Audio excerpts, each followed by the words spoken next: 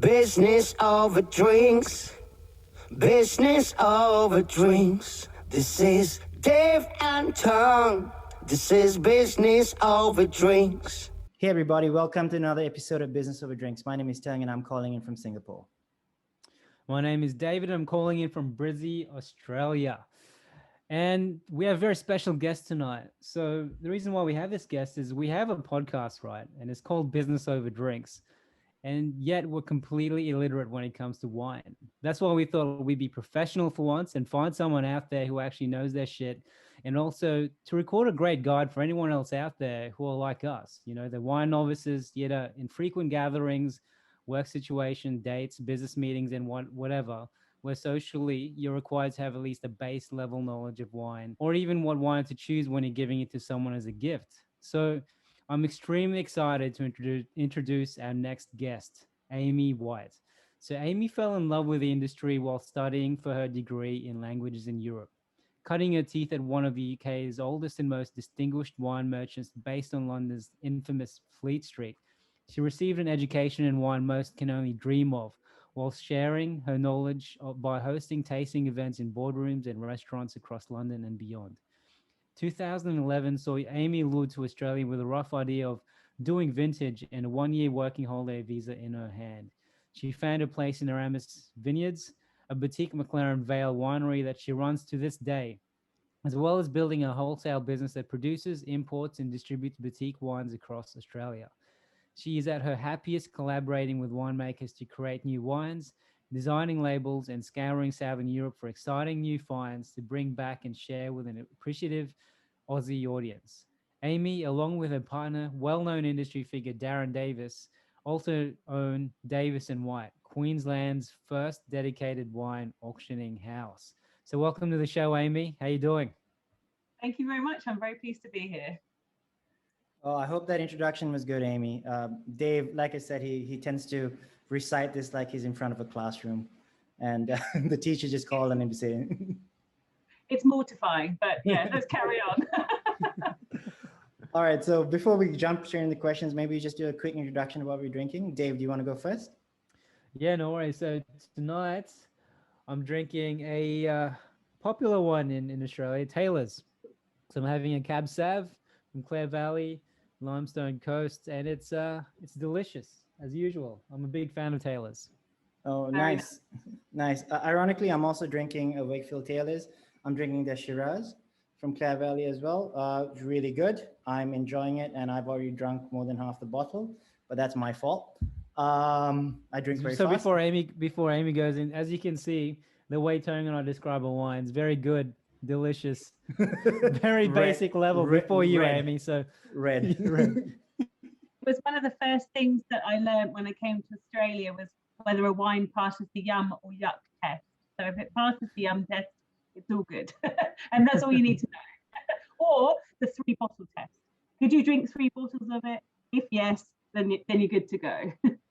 Did you drink 3 bottles of it? That's a question I frequently ask Tone, but he can't speak by the time he's had his 3rd bottle. Sounds like he's well on his way. So I'm drinking, a shameless plug here for our winery, but I'm drinking a bottle of the Air, which is one of our flagship Shirazes from Aramis Vineyards, McLaren Vale.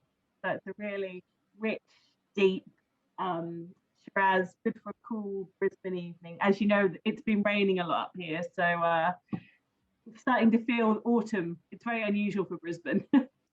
We'll add a link to that from the Aramis website as well, because people can find out more about the wine. And also, I'm really jealous. That was a very, very good short description of your wine that I felt like, okay, now I understand what the wine's like, versus Dave saying, it's a popular wine, it's red, and me going, I like this one, Shiraz. Well, it's interesting because I would think, I'm not tasting the wines that you're drinking at the moment, but Clare Valley is very known for mint chocolate kind of flavors. Can anyone taste that kind of minty? Can you taste any mintiness or any chocolatey kind of? Not at all. I'm just tasting. Yeah, no, I'm tasting just like really good wine. Okay, I'm just gonna say, yeah, we need to learn a lot more from you. But yeah, I'm here to help. But you're actually right. At the back of my wine bottle, it says that there's enticing mocha as a one of the flavors there. So definitely a chocolatey aspect to it. Yeah. So why don't we just jump straight into the questions, Amy? Because actually, I want to learn from you, and I think our listeners also want to learn from experts, because everyone, as I gotten older, so when I was young, and Dave can test this, we were drinking really terrible vodka or something in the club or in the bar, and when people said wine, we're like, do I look like my dad? Now that we're in I'm not going to give my age, but like older, like Late it's like 70s. I'm thinking wine. Dave, you're 42. Keep quiet. I'm thinking like wine is something that I'm quite excited about. So maybe you can just give us a couple of tips on how you actually look, how to look like a wine expert, or at least someone who's not completely a novice when it comes to wine in front of your friends. Even a date when you're out there. Okay, so I mean, if you're out and about drinking wine and you want to get ahead, I would always suggest doing your research. So a lot of restaurants and bars have their wine lists put up on their websites. And I suggest that you take a look at it, just like you would take a look at the menu and see if there's things that you like and if it's something that you would, if it appeals to you. I would say do the same with the wine list. That allows you to kind of have a bit of a think, maybe research a couple of them. So when you turn up, you get the wine list put in your hand and you go, oh, I know this wine, and off we go.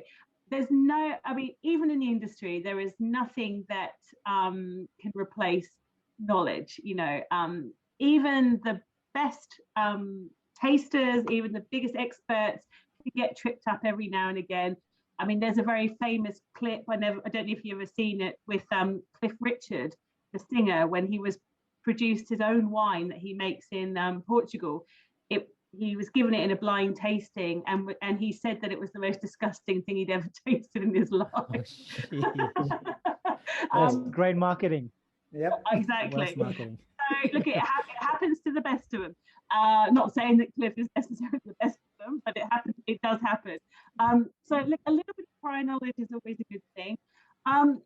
It takes a while to get to know wines, but the best thing you can do is, I would say, is whenever you're tasting a wine, there's a big mental difference between thinking about it and actually verbalizing something about that wine. So my suggestion for first tip is always just to stand in your kitchen, sit on your couch, wherever you are, and just think of a word that describes that wine. It doesn't matter what it is, and no one can hear you. And it actually doesn't matter what you say, because what you say might actually be different to what someone else would say. But the point is that next time when you taste something similar, you'll remember back to that wine. You go, I thought that one tasted like plums, and I think this one also tastes like plums. So I see a link here. And so even if your word is different to someone else's word, so say like we were talking about cocoa or mocha or whatever, chocolate, could be something else. You might say, well, it tastes like, to me, I always say Clare Valley tastes like a mint aero, which is a chocolate bar. I don't even know if they sell it in Australia, but it's certainly a British chocolate bar. It's a mint chocolate bar. And for me, it's very reminiscent of Clare Valley. So every time I taste that now, if I taste something from that region, I can generally tell it's from Clare if I get that there's a specific smell and taste. And because I have that locked in my head of what it reminds me of, it helps me to remember. So I would say kind of forget what's written on labels, use your own words. Sometimes it's different. It could be, it smells like my grandma's armpit, living, I don't know, whatever, But, I don't know where I was going with that. But, I don't know where Dave was going with that. But this is the thing, because everything is personal, right? Our smells, and our memories, and our senses, all these senses are deeply personal and deeply individual. So what you would describe as something, someone else might say is completely different, but that's okay. So once you can start to kind of remember things and associate certain wines with certain things, it really pushes you forward, and you can quickly learn what you like and what you don't like. And that helps you to hone in on certain things that might work for you in different scenarios. The other thing I would say is there's always a benefit in learning maybe a couple of varieties that are possibly appealing to lots of people. So I was thinking about this earlier, just in preparation for this evening. And I thought, what if I was with a big group of people? I don't know them all. I want to find something that people will like. And I thought if it was a red wine, maybe I would choose a Tempranillo. And the reason I would say that is that it is medium bodied. It's not too heavy. So it's not going to put off people who like their wines lighter. Sorry, can you repeat that? What was it? Tempranillo. Tempranillo. And How do you spell Tempranillo, it's a complicated one. It's TEMPRANILLO. And Okay. Tempranillo historically is the great grape of wines such as Rioja. I don't know if you heard of Rioja from Spain. No. Oh, No. also the region in Spain. A region in Spain. Yeah, That's okay, correct. yeah, I know, yeah. So some very famous wines from Spain, but they also now grow a little bit in Australia. But it's just, as a grape, it's a medium-bodied wine. It's not too heavy. It's not too light. It doesn't have huge acid. It doesn't have huge tannins. It's very smooth. It's very crowd-pleasing. So it's a kind of wine that you could order. It's not the average wine, so you sound like you know something.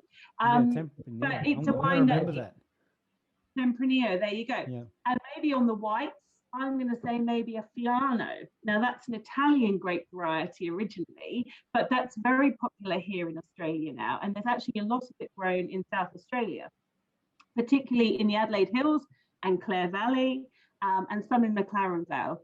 And again, that's a lovely, for me, it's a chameleon variety.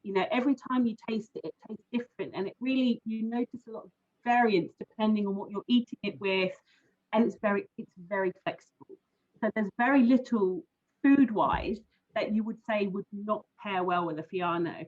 So you're going to look like a hero. You look like a champion. Whatever you order, whatever food you order, if you say Fiano, it's going to work.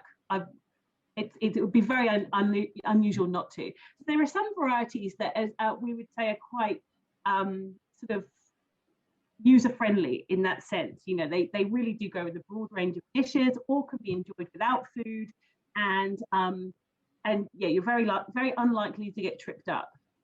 Oh, nice. I wish I'd had this conversation when I was single. It sounds like a more sophisticated, like normally my base, the common knowledge is Merlot and Pinot is for beginners, right? But then having this is just like another level of sounding sophisticated. Tempranillo versus Piano. No, Another red grape variety that's very good for people who are just getting into wine is Barbera, and that's an Italian variety from the north of Italy, and it's very, very smooth. So again, not heavy on the tannin, very little tannin, very little acidity, very smooth, very rounded, very fruity. So if you are just finding your way into wine, it's a lovely variety to start with. Again, it's also grown here in Australia now, across the country really, and it's a fantastic starter variety if you don't want to go down the Merlot path. Is it easy to find? Are these easily available in most restaurants? Look, it may not be in your neighborhood, your local neighborhood restaurant. If you're in the center of town, if you're in somewhere with a wine list that's not a sort of afterthought, not in a sort of BYO, here's your BYO and here's 8 wines, then yes, anywhere that's probably got a reasonably sophisticated offering in terms of food and wine probably would have at least one of those. So Dave, nowhere that you go, but where your friends might go. Just FYI. Well, you might take a date. Somewhere you might take a date. No, Dave's really cheap. McDonald's, and he's like, oh, let's eat on the beach. That actually wasn't a date. Like I used to, when I was young, I had no money. I'd take, like last year, I'd buy pizza. I'd make it look romantic. I'd buy pizza from Domino's and just go to a park. This is romantic. It works. Anyway. If it makes you feel better, Darren and I did a few years ago, we did a wine tasting for a quite well-known brand of radiologists that were opening a new venue in Brisbane. Actually, it was on the Gold Coast. And by the time they had a great time, and we were tasting Grange, which is Australia's most expensive red wine, Penfold Grange. I'm sure you've probably heard of that one, I think. Yep. Yeah. Barely, so, just barely. By the time we finish this tasting, there is literally nowhere open to eat. And we're staying up sort of in the hinterland slightly. So we're driving back and we see a Hungry Jack's, or a Burger King, I should say, for our international audience, and stop off. The only place that we're going to get anything to eat, get a takeaway, sit in the car, and we're drinking Grange out of plastic cups and eating a Burger King. It was crazy. So look, we've all been there.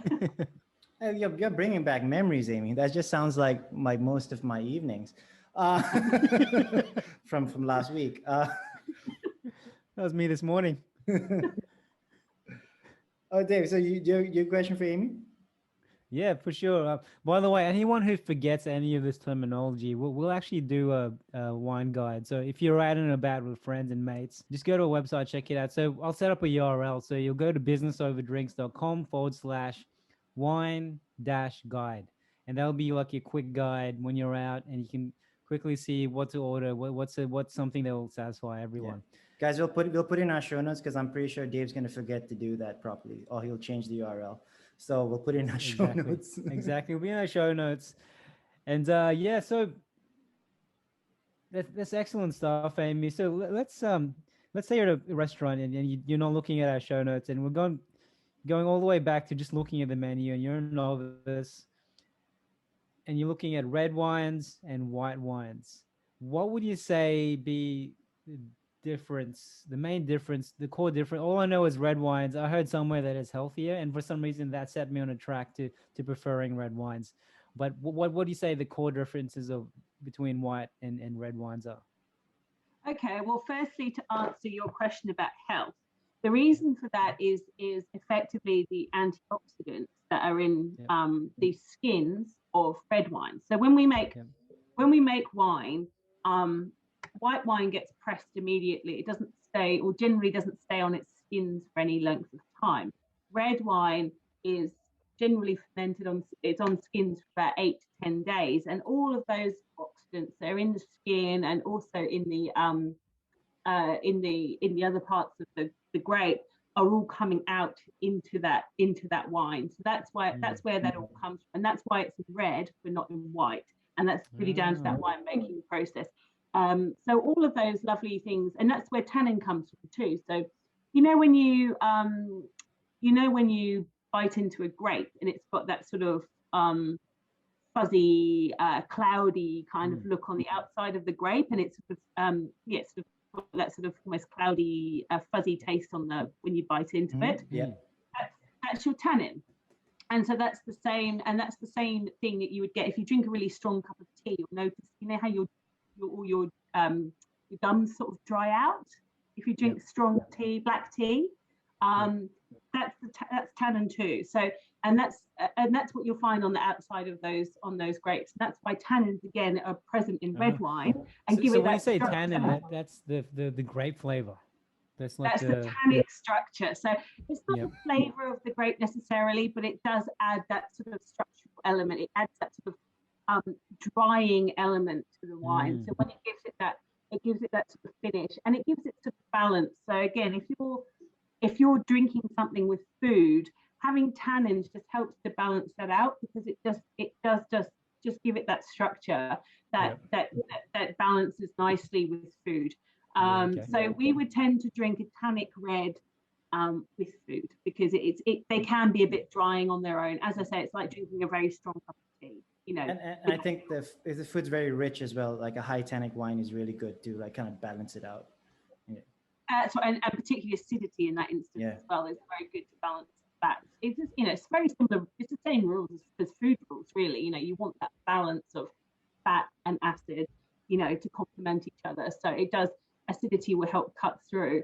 But go back to what you were saying about red and white and rosé, and we shouldn't forget that, because that's fast-growing category, and particularly here in Australia, rosé sales are going through the roof. So please don't think of rosé as some kind of afterthought. It really isn't. It's a very important category in its own right. Okay. And actually, it's almost sort of segues from that first question, because often rosé can be a really good meeting point between white and red. If you're on a date and you want white, your partner wants red, why not have a rosé? It can work quite nicely. Genuinely. So it's certainly something you shouldn't disregard. But why would you pick white? Why would you pick red? Why would you pick rosé? First and most importantly, personal preference. So if you don't like white wine, don't feel like you have to sit and drink it in a restaurant because it's expected of you. I mean, you're paying for that wine. You should drink what you like. And I'm a firm believer in that. No one should tell you what you should be drinking if you don't think that you want to drink that. That's the first thing. Unless you're not paying. Yeah, that's right, Mum. You can't stop me from drinking. If you're being hosted, then keep still and say thank you very much. And Dave's the kind that goes and complains at a birthday party. This is not what I like. Do a Yelp review. Well, barring that scenario, so personal preference, but I mean, what does affect what we want to drink? Weather, quite often. I mean, if it's hot weather, we probably tend to reach more for white wines, rosés, because they're colder, more refreshing. And going back to what I said at the outset of the show about the cooler weather in Brisbane, had me reaching for a red wine because they tend to be a bit more warming, a bit more, a bit more of a cuddle in the glass, whereas a white wine is something that you want to drink that's crisp and fresh and zesty, and it's a great drink in the afternoon, for lunch or that sort of thing on hot weather. So that's another thing that can affect it.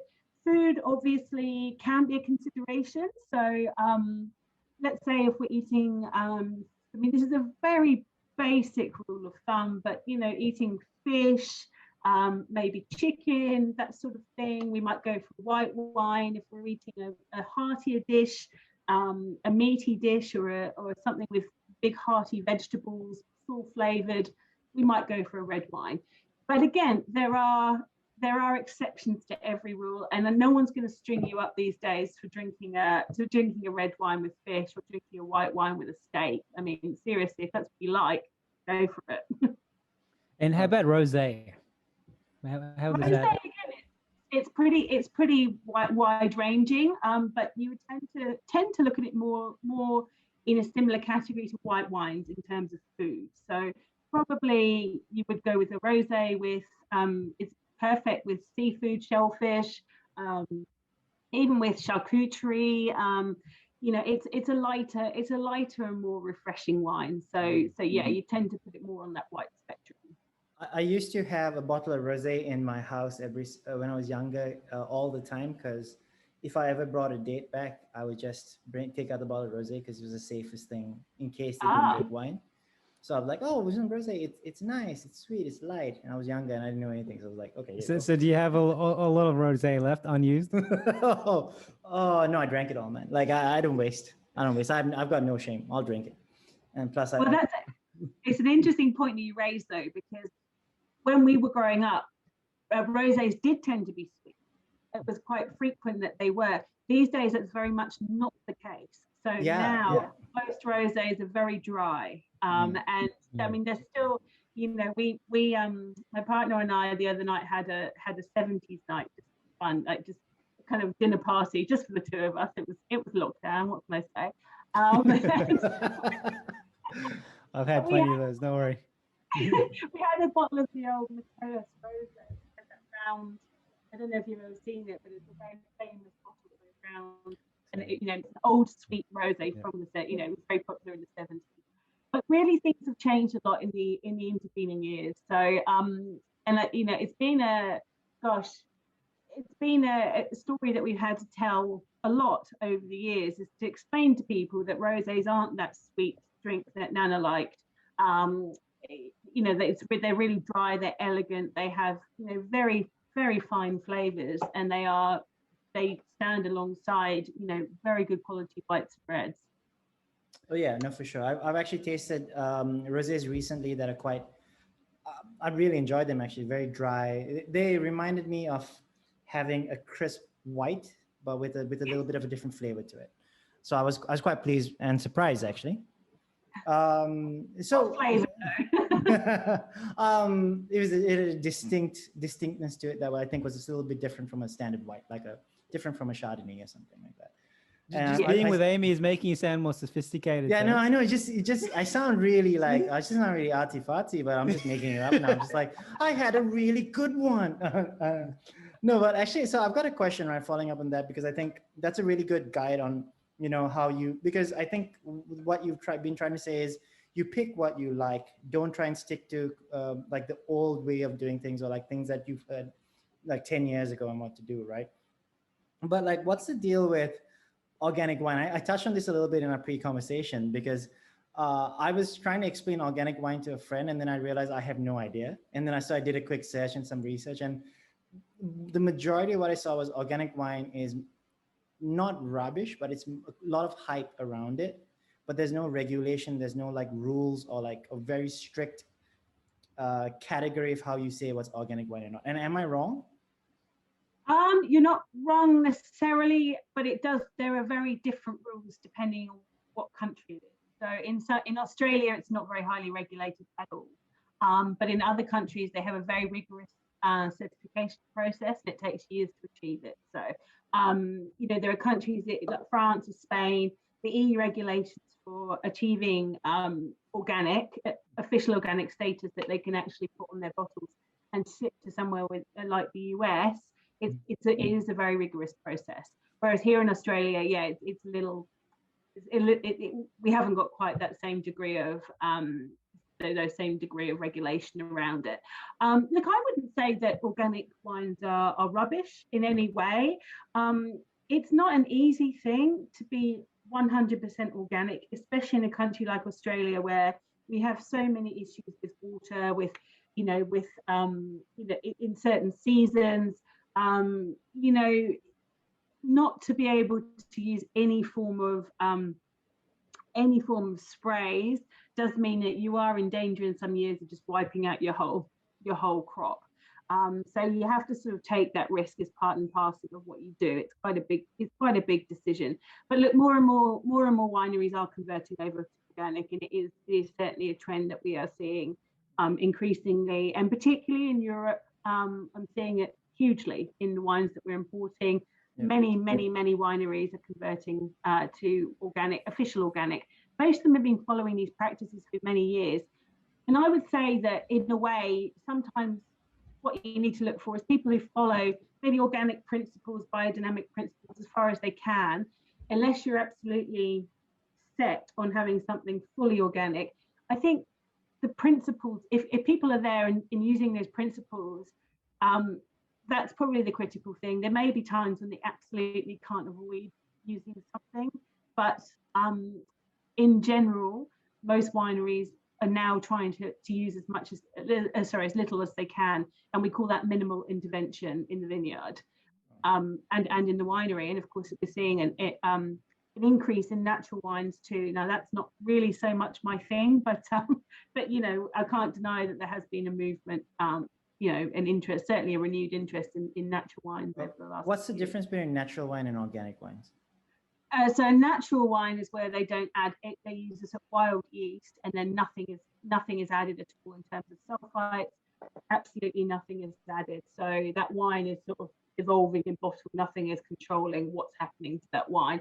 Generally, they don't last very long because of that, because a lot of those, you know, those sulfites are actually there to prolong the life of that wine. So, you know, you hold on to it, you 3 months later, 6 months later, 12 months later, you take your chances of what you get, because it's going to really evolve very quickly. But you know, they're interesting to taste. Whether you could sit and drink a bottle of them like your Taylors, I don't know. But you know, a glass of them here and there is quite an interesting experience. Okay, so that's interesting to taste. That's expert speak for I hate it so much. I'm just kidding. I'm not putting words in your mouth, Amy, but that's expert speak when you say that's interesting, because I do the same thing. Oh, that's a really interesting idea. What I mean is I hate it so much. I'm not going to say it. No comment. No further comment. So the reason I ask is because natural wine is also making a little bit of a move in Asia. Well, not so much yet. It still hasn't like really broken into the mainstream, but there's a couple of bars, at least in Singapore, that serve like they're purely natural wines. I didn't want to say anything because I went there with a friend who was the biggest fan of natural wines. It was terrible. I had the worst time ever. I was like, this tastes like, and I didn't want to say it, but this tastes like shit. But I was like, oh, this is so nice. Yay. No, I'm not drinking a lot This is tonight. interesting. I've got a busy day tomorrow. I made up that's the first time I ever said it. I got such a busy day. I can't drink. Is that the first time you've denied alcohol? Like in your life? Second time. But yeah, no, it was ridiculous because I wasn't paying too. That was the best part. But I was like, no, I don't want to drink. No. But it was different. And again, I'm keeping an open mind because I've only had natural wine maybe 3 times in my life. So I haven't tasted a wide plethora at all. So, but it's interesting because you always get a certain segment of the audience like talking of like people that I know and friends and stuff talking about natural wine. Like they're the biggest connoisseurs, but they're also the people who jump on the hype train really fast and then drop off immediately the moment it's gone. So I don't know how to trust that. So I'm just like, okay, cool. I hated it, so I'm not going to drink it. Organic wine, it's okay. I've had a few. I'm fine with it, but I'm not a fan of the natural wines really. Look, I mean, I think there is a slight fad element to it, and certainly in places like Melbourne, where they were one of the first to adopt it, I think we're already seeing that crest has maybe sort of passed, and we're on that slight decline again. I think it's been a curio thing and a trendy hipster thing, and but what these things are like, they always move on to the next thing, and something else will come along to take the interest. I think I think it will stick around. I'm not saying it won't stick around, but I don't necessarily know that the whole hype will continue at the level that it's at the moment. Yeah, Melbourne, the hipster capital of Australia. All right, I just want to say that because I've been to Melbourne with Dave. You and I went to a few wineries we did Yarra Valley and stuff. Yeah, we did. We're not talking about that now, Dave. That wasn't a great or time. Anywhere in public. So back to the menu. So you're at the menu. So now you've listened to the podcast. White wine's generally good for hot weather. Typically, I mean, it's up to your personal preference, but it could be good for white meat. Red wine is good for could be good for warmer weather for red meat, and rosé is sort of like a happy in between. So you're looking at the menu, looking at the whites. Sorry, Dave, I think you got that wrong. I think white wine's good for warm weather because it's a chill, crisp thing. It's good for Red wine's good for it. It warms you up. I think, Amy, you called it a hug in a glass, right? Yeah, that's right. Yeah, hug in a glass. Yeah. You're right. Sorry about that. Oh, sorry, Dave. This is really professional. Carry on. We're keeping this in. We're not taking this out. We're keeping it in. Definitely. Right. So you're looking at the menu, and then it kind of separates into like Riesling, Pinot, Sauvignon Blanc, Cabernet. I mean, we were obviously limited by time, but with the most popular ranges of wines, can you give us a brief summary of it? Like, what's the difference between a Pinot and a Merlot and a Cab Sav, for example? Okay, this is going to be difficult in a time-sensitive environment. That's a very, very big question.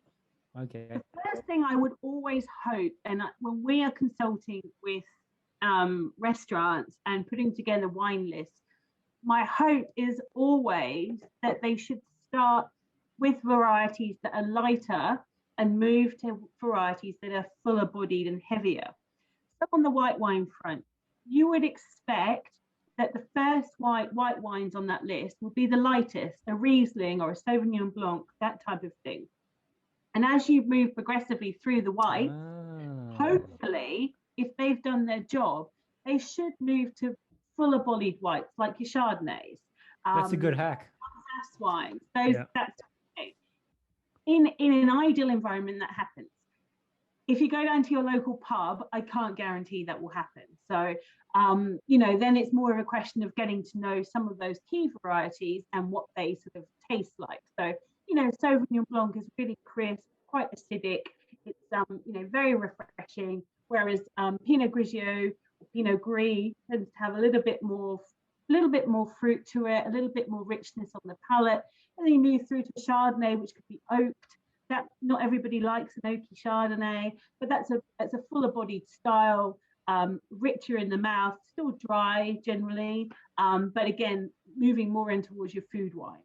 So that would be on the white front. On the red front, you would hope the same. So you start with light reds like Pinot Noir, Gamay, that kind of thing. And you hope that towards the other end of the list, you have your Shirazes, your Cabernets, and your Malbecs, that kind of thing, which are your big, rich, full-bodied reds. As I say, that's an ideal world. But I mean, really, you have to just get a little bit of information about those key wines. I can probably put up maybe 8 to 10 on your thing. I can send you an email with 8 to 10 and just some key descriptors for them, just your main varieties. So on the white wine front, certainly in Australia, I'm not sure how trends are in Singapore at the moment, but you know, your Sauvignon Blanc, your Riesling, your Pinot Grigio, your Chardonnay, and Fiano, don't forget your Fiano. And then, you know, Pinot Noir, Grenache, Merlot, Shiraz, Cabernet, that kind of thing. Just so you've got even a list of, you know, lightest to fuller bodied, and that might help you out somewhat. Certainly in better restaurants and better wine bars, that kind of thing, they should be doing it in that format. They should be trying to help you out in that way. So again, Dave, not to any other places that you go to. They'd be like, here you go, here's the house red. Shut your mouth and take it. That is actually, admittedly, that's what I always ask for. Can I just have the house red? Can I have the house white? So now I know this. I'm gonna sound a little bit more sophisticated. So if once again, guys, can I get your cheapest white? And by the way, she's paying. Yes. Oh, it's lovely, man. But so anyone, once again, I'm gonna construct a guide. So businessoverdrinks.com/wine-guide. So anyone who's out on a date, if you're out on a business meeting, quickly check it out. We'll give you a quick rundown on what to look for. So that was really useful. Thanks for that. And Amy's going to send us a list of things. So it's actually from an expert, and it's not just Dave Googling stuff. So it's going to be real quality. Not copy pasted from Wikipedia. So. Which was the original plan, I believe. So Amy, I think we touched on this in pretty much all the questions, right? But could you tell us, like, what are some of the biggest mistakes that the average consumer like Dave and me would make with wine? Like when we go to a restaurant, when we are just ordering online or going to a winery or like a bottle shop, like what's the biggest mistake we make? So tips to avoid these traps. Okay. I would say, firstly, always look at the bottle they're pouring from and think about where you are. So if you're in a restaurant that looks quite quiet and you've got a bottle of wine that's only got this much left in it, and it doesn't taste very nice, it's probably because it was opened 3 days ago and they haven't sold through the whole bottle. This is a big thing, and can really affect how you enjoy the wine, because wine changes. Once that bottle is open, that wine starts changing immediately and irreparably.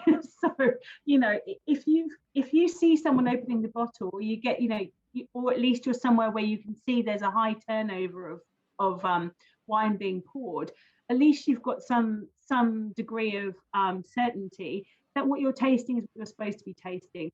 I'm often wary when I'm in a very quiet establishment and they bring out some bottle. You think, oh, how long has that been open for? And if in doubt, you know what? Ask the question, because at least you're then setting the tone. And then if you get that wine, if they pour it for you anyway, they say, oh, it was opened this morning, and you taste it, and you think, you know, you have a leg to stand on. You've got a way to go back. The other thing I would say is, you know, most places should be willing to give you a little taste of something. I mean, don't abuse that. I mean, don't sit there and taste 20 different wines before selecting the glass of wine that you want to taste. You know, you've got to be respectful of that process. You know, if you're not sure, you think, well, that sounds interesting, but I don't really know. Just ask them if they can just give you a little splash, and they should be able to do that for you, and it helps you to sort of decide. That can be a useful tool when you're buying wines by the glass. Things for other tips to look out for. Yeah, it's one thing to consider that wines under cork can and often do have faults. They say that as many as 1 in 7 or 8 bottles of wine under cork can have some degree of fault attached to them. So if you're not terribly confident at identifying a wine that's faulty, you might just think it's a poor wine. Worse, your date might just think you've just ordered a really bad wine. So often it's a good idea to, if you're unsure, look out for a bottle under screw cap, because it's far from being a cheap wine.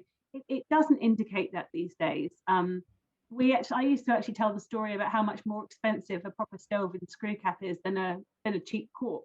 And wow.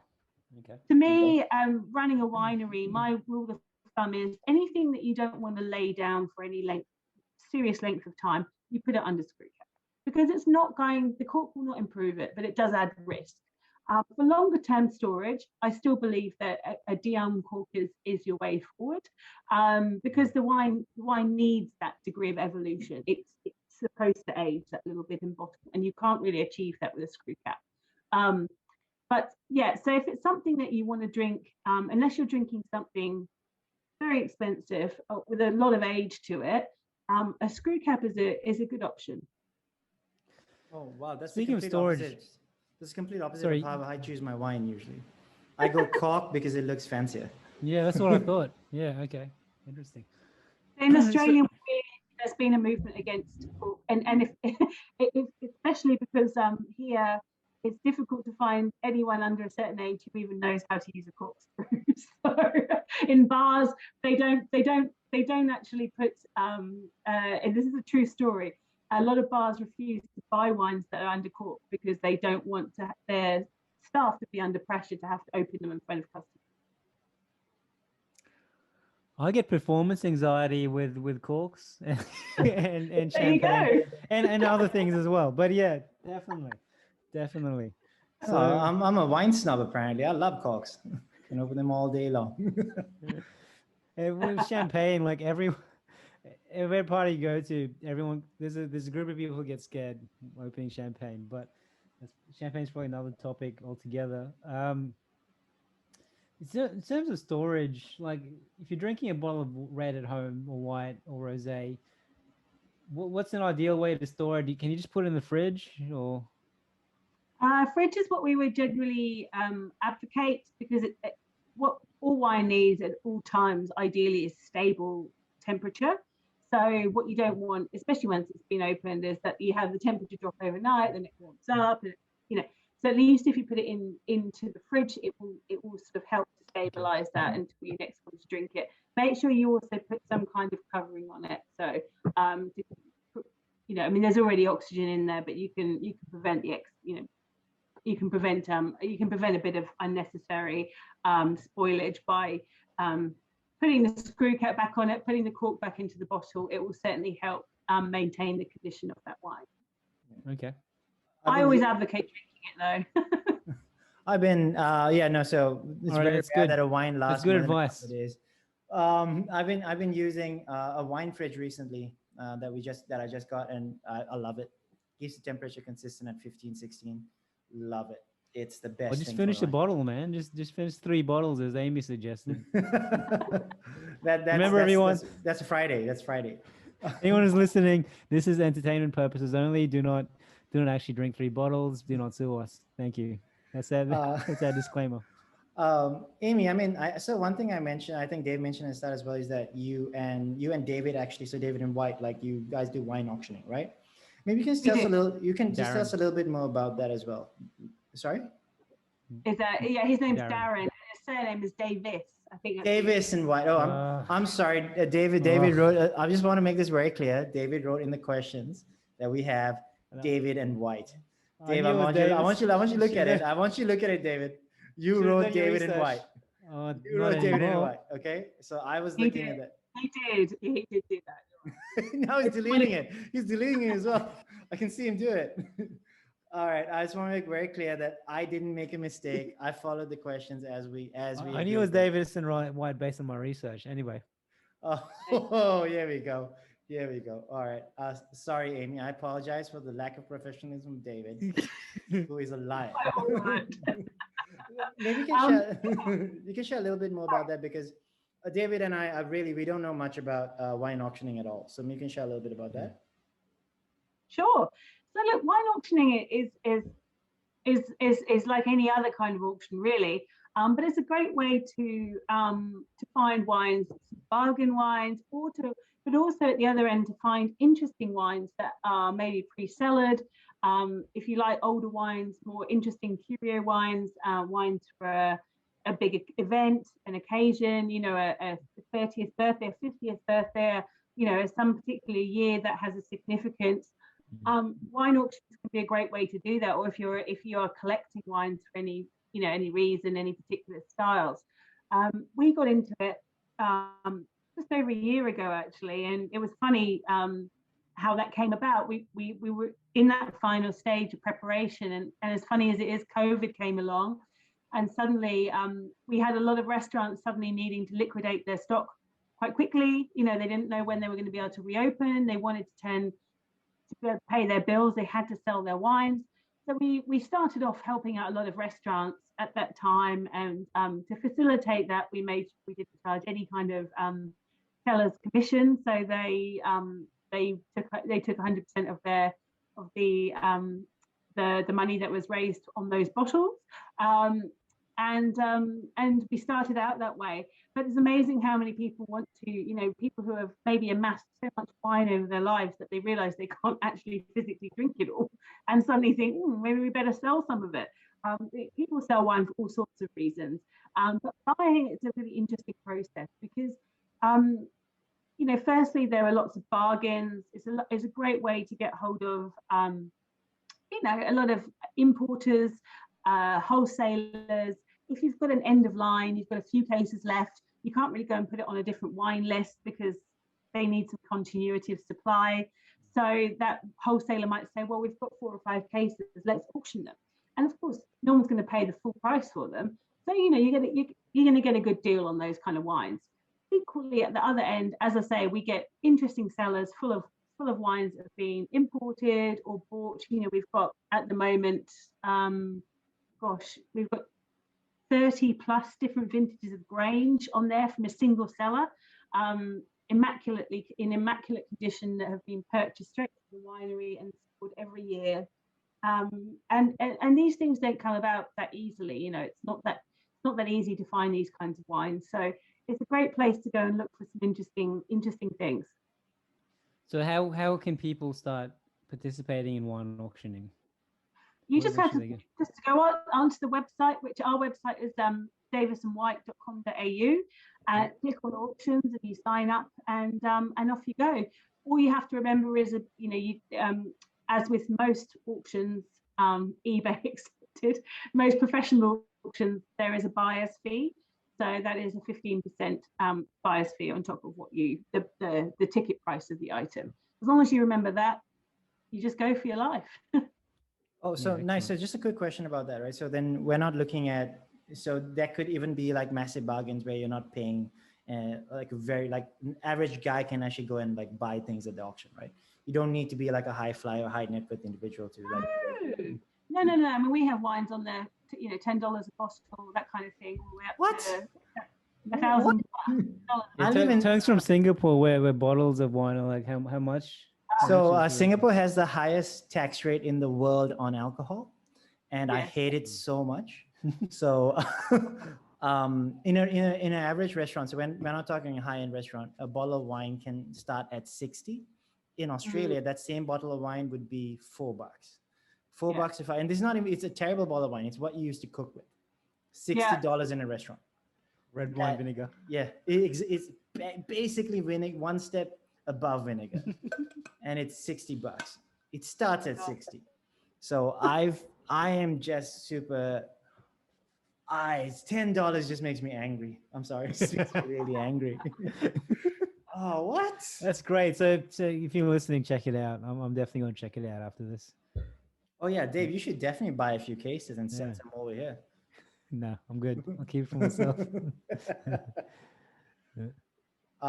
Yeah, sorry, Dave, you have your question?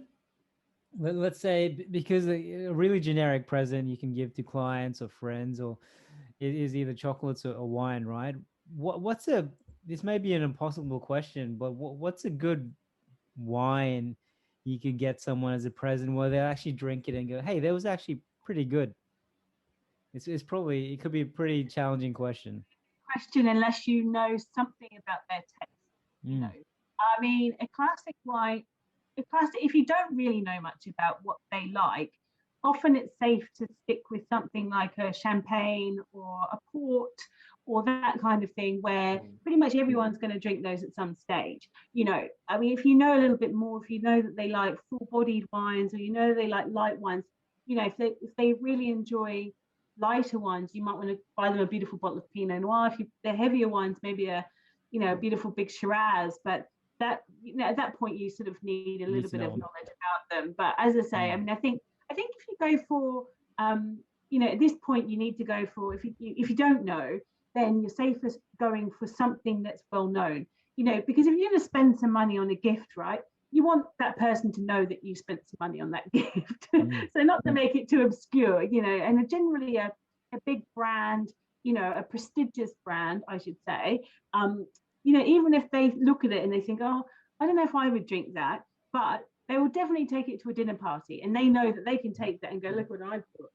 So there's always that opportunity. If it's something that's got a reasonable amount of cachet about it, something that's reasonably well known. And as I say, that's why things like champagne, port, whiskey, or a red, big red wine that people know. I mean, Australia, that might be anything from a Torbreck to a Rockford to a, who knows? I'm just giving Barossa examples. Lewin, there's a whole host of sort of big names that you could pick from, and the recipient will certainly know that what you've spent on that wine, or they'll have an idea of what you've spent. And I'll nice keep the receipt on the bottle as well. Good luck with that. Or just a Photoshop receipt just to make it look extra. Get a cheap one. That's what's wrong with you. This wake feels cost me $400. I don't know why you're so upset about it. You can get a bottle of Penfold. No, Amy, this has been an eye opener, actually, to be very honest. I mean, we speak to a lot of people, right? And we keep everyone drinks wine, or quite a lot of our guests have drunk wine before, but everyone is just like, I'm drinking this really nice red. This is the first time I think we've had someone who we could just ask really stupid questions that I'm pretty sure everyone who's listening is thinking the exact same thing. Yeah. And you gave really, really cool, honest answers, and I appreciate that. One thing that I just want to really talk about real quick, just make sure that we big up Amy and just shout out stuff. So go to davisandwhite.com.au. So David Davis and White. .com.au. So we'll put the link in the show notes, and also Aramis Vineyards, which is where Amy runs that as well. So we'll put both of those in the show notes for everyone as well. So from the auction house, do check out the wines; they're fantastic. And I believe, Amy, there'll be a brand new website in the coming month or so. So is that correct? Yeah, don't check out the website too quickly. Give us another few weeks. Hopefully we'll be putting the new website in place before our May auction. So towards the end of April, we'll have a new with a lot more retail capacity. So. Oh, nice. So where else can people go to find out about what you do and to keep in touch, and to know about updates like this? I mean, locally in Brisbane, we would recommend people sign up to our mailing list, which they can do via the website, and that keeps people, keeps people up to date with what we're doing. It's actually one of those. Actually, I should have mentioned this before, and I've missed a very big trick here, because one of the best things that you can be doing, going back to your tips and tricks, is go to wine events.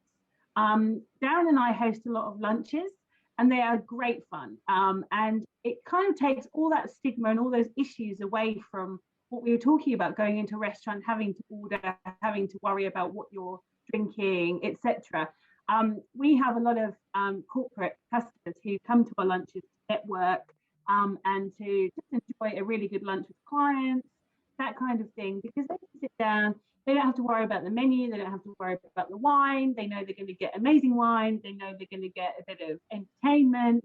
And it's a really good way for them to entertain, to control their costs, to know they're going to get really good food and beverage without having to worry about it. And they learn a little bit along the way. So look, we do a lot of these kind of events. They are extremely popular, and other people do them too.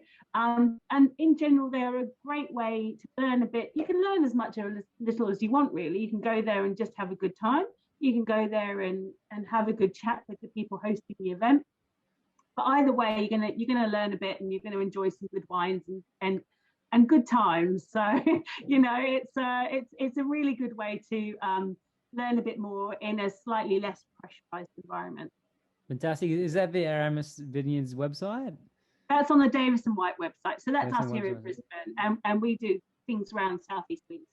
Oh, Dave, wow, you should definitely book it for your just yourself, just you and your fiance. Just me. No, just me. I'll We be that do guy in the have- corner who just drinks. Oh, we have plenty. We have plenty of people who come. I'm not joking. We have plenty of people who come on their own. It's like a big family, really. Like people get to know each other. Oh, and, nice. Yeah, it's great. It's a really fun environment. Oh, that sounds great. We'll definitely link to that in the show notes. That's really fantastic. I'm Excellent. going to check it out for sure. Awesome. Wonderful. Okay. All right, Dave, you want to take us out, man? Yeah, well, thanks so much for your time, Amy. It was really valuable. Once again, guys, if you want to see a summary of the tips and hacks that Amy talks about, check out businessoverdrinks.com/wine-guide, or just go to episodes and show notes to find out all that information, as well as links to Amy's website, as well as be able to sign up to her events, which sounds really exciting. I'm gonna sign up to some myself. Is there anything else you wanted us to know about, Amy? Anything coming up? No, that's about it. Our April auction is open now, though, so if anyone's keen to have a look, time is ticking. It closes on Sunday. Awesome, fantastic. Awesome. Anyway, love you guys. Thank you so much for listening and watching our podcast. If you're watching on YouTube, don't forget to like, subscribe, and comment on either LinkedIn, Instagram, Facebook, or YouTube. It really goes a long way. So thank you so much, everyone. We hope you enjoyed this episode with Amy.